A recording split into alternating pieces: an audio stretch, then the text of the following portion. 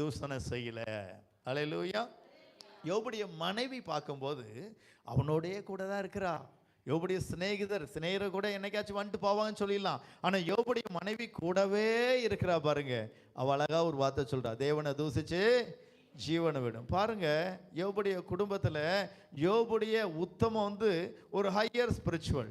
ஆனா அதே இடத்துல அதே வீட்டுல அவனோடையே வாழக்கூடிய மனைவிக்குள்ள இந்த விசுவாசமோ இந்த தேவனை பற்றியக்கூடிய பற்றுதலோ நம்பிக்கையோ கடந்து போகல.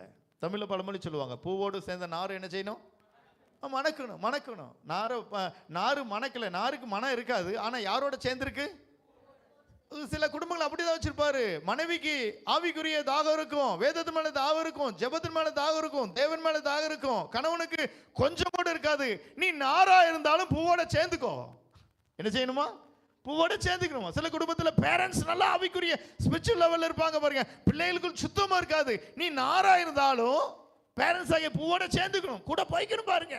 அவங்க வேதத்தை தேவன் அவங்களுக்கு என்ன வெளிப்படுத்திக்கலாம் கேட்டுக்கொள்ளணும். அவங்களுடைய ஆவிக்குரிய தரத்துக்கு கிருபை ஆண்டவர் கொடுத்திருக்கிறாரு. ஆனபடினால நீ அவங்களோட மெர்ஜாய் கொள்ளணும். அந்த மனம் உங்ககிட்ட வந்துடணும் பாருங்க. யோபுட மனை மாதிரி எத்தனை வருஷம் இந்த மனுஷியோட வாழ்ந்தாலும் அவருக்குள்ள இருக்கிற அந்த தேவனை குறிச்சதான விசுவாசமோ தேவனை குறிச்ச அறிவோ எனக்குள் வராதபடி காத்து கொண்டாயானால் பரிதாபம். ஹல்லேலூயா. யோபுடைய மனைவி பார்க்கும்போது அவளுக்குள் யோபுடத்திலிருந்து ஆவிக்குரிய எந்த காரியம் வராதபடி தன்னை செப்பரேட் பண்ணி கொண்டா.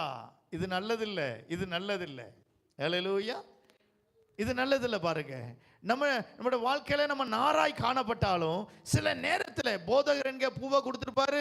அவருக்குள்ள இருக்கிற காரியங்கள் சபைக்குள்ள கடந்து வரணும். கணவன் என்கிற பூ, மனைவி என்கிற பூ, அதுல காணப்படக்கூடிய நறுமணங்கள் உங்களுக்குள்ள கடந்து வரணும். ஆனபடினால தேவனங்களை ஒன்றை இணைச்சாரு பாருங்க. ஒன்றை இணைச்சிருக்கிறாரு. ஒன்றை இணைச்சது நோக்கமே அதுதான் பாருங்க. தேவ பக்தி உள்ள சந்ததி பெரும்படியாக. ஆனபடினால எனக்கு உனக்கும் ஒத்தே போக மாட்டேங்க. நீ ரொம்ப ஸ்பிரிச்சுவலா இருக்கிற, சின்ன என்டர்டைன் கூட ஒத்து வர மாட்டேங்கிற அப்படியெல்லாம் சொல்லாத. தேவன் உன்னை இணைச்சதை எதுக்கு தெரியுமா?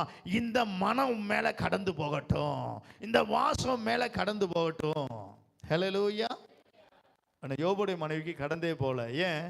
அவ தன்னை செப்பரேட் பண்றா. ஏன் பாதை வேற, இந்த மனுஷன் கத்தனை ஓடிக்கொண்டிருக்கிறாரு, உத்தமன் ஓடிக்கொண்டிருக்கிறாரு என்று சொல்லி அவளுக்கு அந்த பாதை பிடிக்கல பாருங்க. பிடிக்காவிட்டாலும் நீ இணைஞ்சுக்கோ. அது என்ன பாதை? ஜீவ பாதை. ஹல்லேலூயா. பிடிக்காவிட்டாலும் அவங்கள கூட கொஞ்சம் இன்னைக்கு பைபிள் ஆசிரியமா என்ன சொன்னாங்க கொஞ்சம் கேட்டுக்க. உனக்கு ஒரு சில ரெவல்யூஷன் வெளிப்பாடுகள் தேவனிடத்திலிருந்து ஒரு குடும்பத்தில் ஒருத்தருக்கு வெளிப்பாடு இருக்கும், ஒருத்தருக்கு வெளிப்பாடு இருக்காது பாருங்க. இல்லாவிட்டாலும் நீ நாருன்னு நினைச்சுக்கோ. ஈகோ பார்க்காத, கேட்டுக்க. எப்பா இன்னைக்கு வாசிச்சவங்களை என்ன புரிஞ்சது சொல்லுங்க. மனைவிட்ட கேட்டுக்க, பிள்ளைகிட்ட கேட்டுக்க. ஆலயத்துக்கு போனீங்களே எனக்கு ஒன்றும் புரியல, உங்களுக்கு என்ன புரிஞ்சு? ஈகோ பார்க்காம கேட்டுக்க. நாரே நீ மணக்க தொடங்கிரு. நாறு மணக்க தொடங்கினாதான் நாருக்கு மதிப்பு. இல்லாட்டி பூ ஆடுற பின்னாடி நாரத்துக்கு வெளியே போட்டுருவான்.